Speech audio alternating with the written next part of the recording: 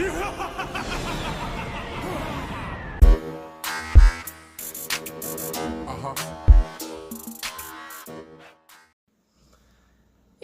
YouTube, Philly J here with Different Dimension Gaming. Today we're going to talk about the Malefic, I guess, combos. This deck doesn't do a lot of combos. It's kind of a really straightforward deck to use. You just summon a bunch of big guys. But I do want to talk about kind of an alternate build that you can do with the deck. And the reason I want to talk about this is because I think this deck is one of the most versatile as far as ways you can play it. You can play more of like a stun, a control. You can even do like a kind of a blind second OTK build. And the reason I want to talk about it is because there are very specific cards in this deck that you can take out to facilitate some of the other strategies. Namely, there's about a 12 card flex zone in this deck. And those 12 cards are your Grand Majus, your Eater of Millions, your Malefic Divides, your Malefic Selectors, and your Claw Streams. Now the reason that these are kind of your flex spots is that none of these 12 cards have a big impact on your combos. Where something like Divide or Selector can be very useful to help you thin out your deck, they don't do a lot to propel your game forward, especially with Divide as your monster is banished in the end phase either way. Now, if you were going to go for more of a control build, I would say that for these 12 cards, you should swap into Skill Drain, Solemn Judgment, Solemn Strike, and I don't own a set but Dimension Shifter. And the reason you play these cards is because while your territory basically already is Skill Drain, using it with your Grand Maju and Eater of Millions, if you're going to play Skill Drain, you can't play these cards because it turns off their effects, and these are effects that you really want to play. So I would say if you're going to cut cards for other cards, you should start with these ones, because these are the ones that you will want to keep in unless you're going to be negating everything like with a Skill Drain. And then something like Dimension Shifter, cards like Divide and Selector require you to have cards in the graveyard. So by using something like Shifter, you can omit the graveyard entirely and also offset your opponent's build by a lot. I just wanted to cover that really quickly before we get into our combos, because again, the combos are pretty simple. We'll do our standard thing, 2 test hands and a constructed hand, and we'll just kind of go from there. Now, one more thing I wanted to talk about was some flex zones in the extra deck. Now, in my build, I talked about some link monsters that you can play. Namely, the Phoenix, the Unicorn, and the Zeraboros. Now, again, these are not necessity cards in the deck. In fact, you can cut these entirely if you wanted to play something like a rank 10 engine. Because going into something like Libe gives you a 6,000 attack monster, and while your Malefic Truth Dragon is a truly gargantuan monster, it's still got 1,000 less attack than Libe. And then if you didn't want to play Gustav Max, you could play something like the Dark Infinity in its place. Again, just a really quick rundown of some cards you can cut to swap out, just a couple things that you might want to change, because I have been thinking about them the last couple days. But with that being said, let's get started. Now that we got that out of the way, let's do a couple test hands. We're going to do our usual thing. We're going to shuffle up, we'll draw 5, we'll test it through, we'll do that twice, and then we'll construct one hand. So, a couple more of these. And we'll give her a cut, and we'll draw 5. Wish us luck. Go. Stardust Dragon, Selector, Claw Stream, Territory, and Eater of Millions. This hand's not bad. It's not great, but it's not bad. Let's start standby main. Go with Malefic Selector, or Territory, if I could understand what cards were, and that's going to activate our Malefic World directly from our deck. Now again, while territory is on the field, your opponent cannot target Malefic World with card effects. And with Stardust on the field, your opponent cannot destroy it with card effects.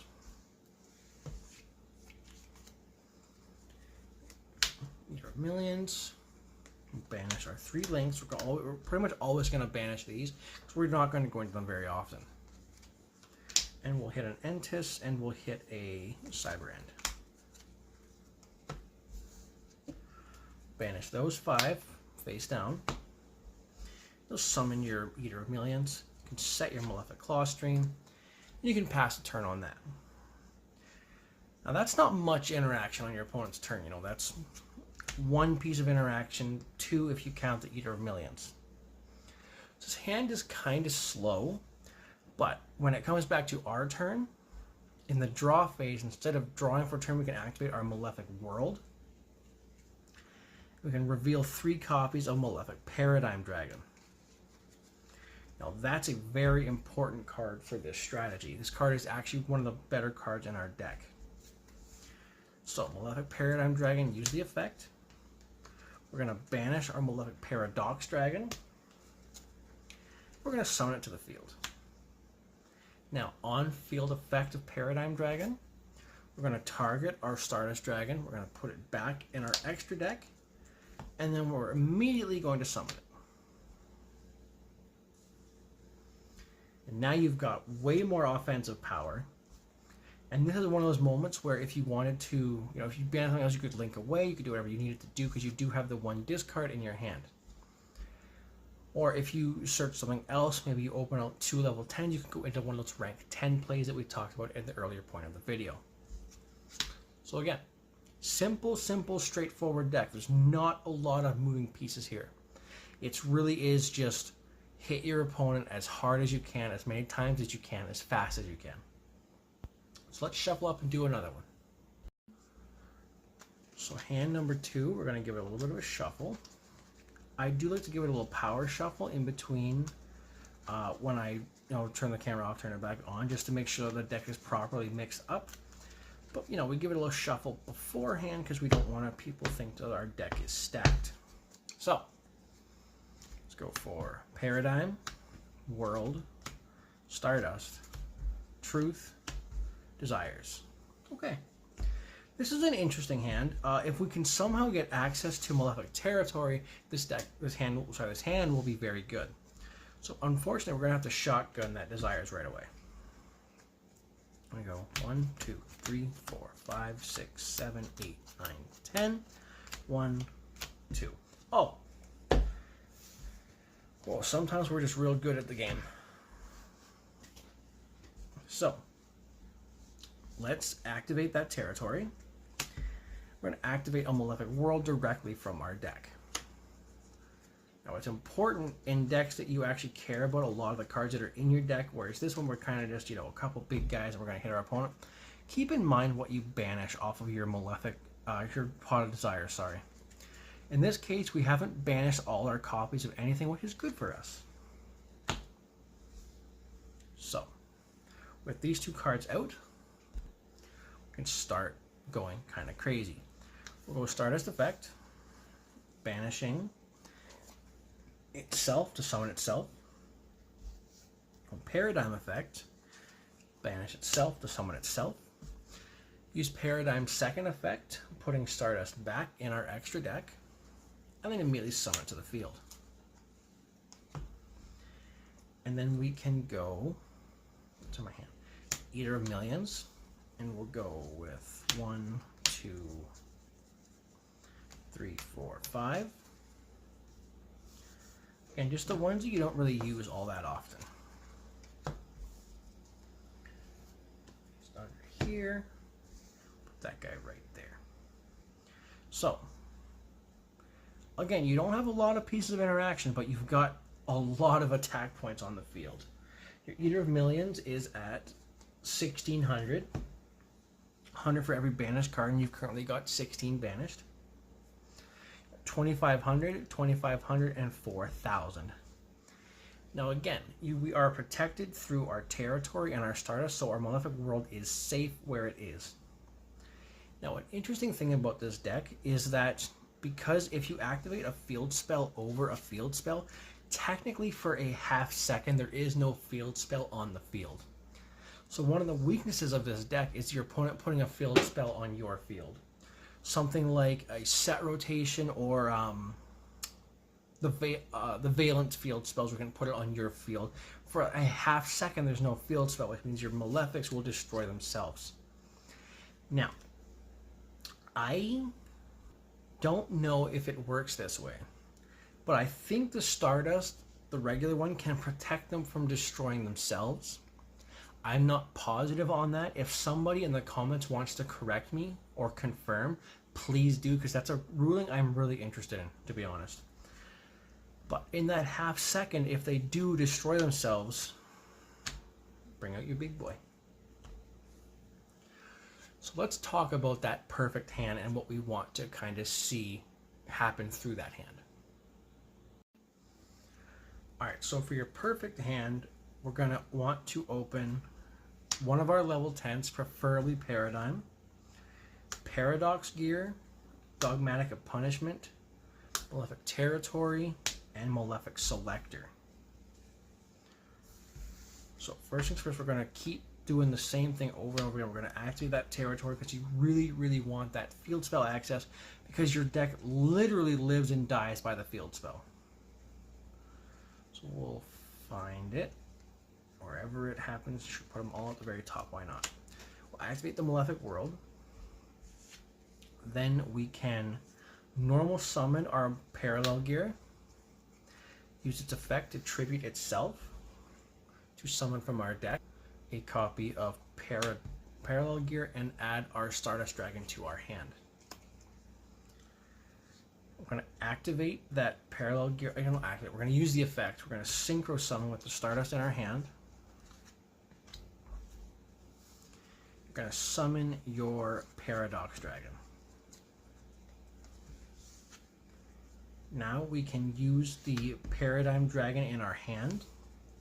Can banish the other one of the other Paradox Dragons in our extra deck to summon this one. And now you can use that Malefic Selector. You're going to banish the Paradox Gear and the Parallel Gear. You're going to add 2 Malefic cards with different names from those two and from each other from your deck to your hand. So we're going to grab the Cyber End Dragon, and we're going to grab the Stardust Dragon.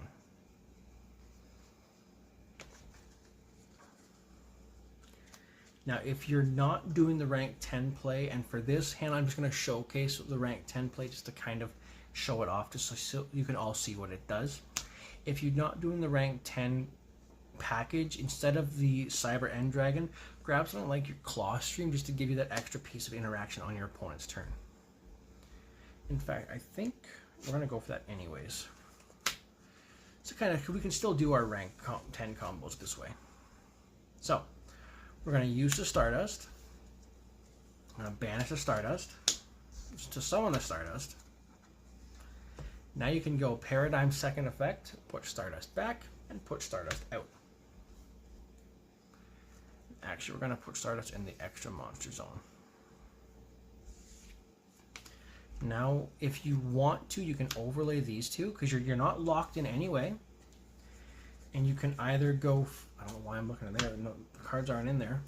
You can either go into your Gustav Max, maybe bring your opponent for 2,000, or go for your Super Dora just to give you an extra layer of protection. Now, if you're going second, you could also go for the Libe or the Dark Infinity, depending on what you want to do. Now, if you're not playing the rank 10s, just keep these two out as 2 gigantic monsters. You can set 2 cards on your side of the field. Now, you're not ending on any cards in your hand, but that's okay, because you've got a lot of interaction on the field. So we're going to pass to your opponent. Now, on your opponent's turn, they can activate a couple cards, a couple effects, and you've got one, technically, this is 2 pieces of interaction.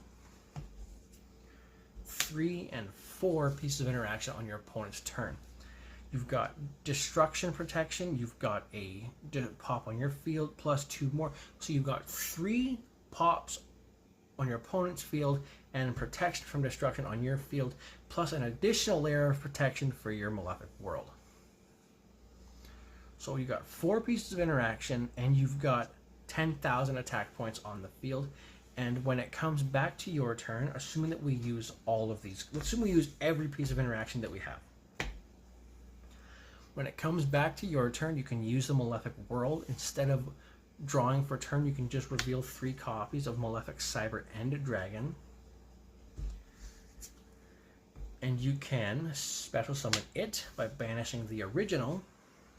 And keep in mind that, like the original, this Malefic Cyber End does piercing damage. And now you've got almost 15,000 attack points on the field. You can go attack, attack, attack, attack. Now, I don't know a lot of decks that aren't kind of the top decks right now that can survive this much of an onslaught. Maybe a couple things like Earth Machine, Ancient Gear, a couple of those things. But, I mean, you're talking about 14,500 attack points. Actually, your Stardust comes back through its own effect. So now we're talking about 17,000 attack points. Got a 17,000 attack onslaught heading your opponent's way, and all their effects are negated in the battle phase, which means they're all completely free to completely roll over your opponent and inflict as much damage as possible. Again, there's not a lot to this deck. It's just really fun. It's big dragons hitting your opponent really hard, and I absolutely adore it. That being said, make sure to like and subscribe.